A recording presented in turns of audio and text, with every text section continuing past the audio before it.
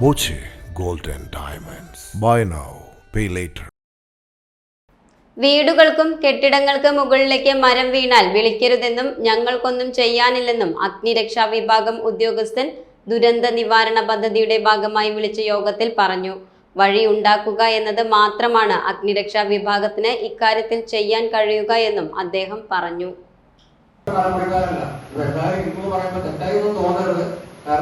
ഗതാഗത മാറ്റില്ല ഞങ്ങൾക്കുള്ളൂ.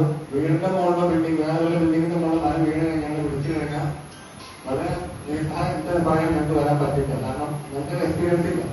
റോഡിലുള്ള മരം ഞങ്ങൾ വിളിച്ച് മാറ്റിക്കാൻ ഒഴിവാക്കാം.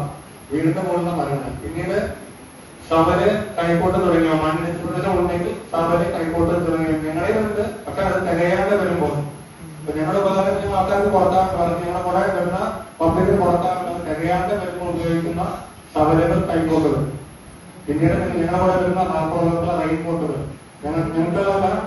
ഷൊർണൂർ നഗരസഭ അധ്യക്ഷ വിളിച്ചു ചേർത്ത യോഗത്തിലാണ് വീടുകളിലേക്കും കെട്ടിടങ്ങളിലേക്കും മരം വീണാൽ രക്ഷാപ്രവർത്തനത്തിന് വിളിക്കരുതെന്ന് അദ്ദേഹം പറഞ്ഞത്.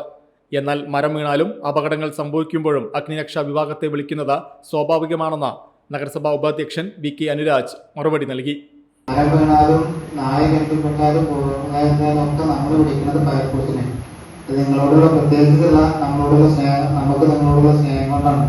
വീടിന്റെ മുകളിൽ മരം വീണ നമ്മൾ നാട്ടുകാരെല്ലാവരും കൂടി കുളിച്ചാലും അതിന്റെ പ്രധാനപ്പെട്ട ഒരു നേതൃത്വം എന്നുള്ള രീതിയിൽ ഫയർഫോഴ്സിനെയാണ് നമ്മളൊക്കെ വിളിക്കുക. ആ സാഹചര്യത്തിലൊക്കെ നിങ്ങളുടെ എല്ലാവിധ സഹകരണവും ഇതിന്റെ ഭാഗമായിട്ട് ഉണ്ടാവണം എന്നുകൂടി അഭ്യർത്ഥിക്കുകയാണ്. ഉദ്യോഗസ്ഥരുടെ കുറവുണ്ടെന്നും ഉപകരണങ്ങളുടെ കുറവുണ്ടെന്നും അദ്ദേഹം ചൂണ്ടിക്കാട്ടി.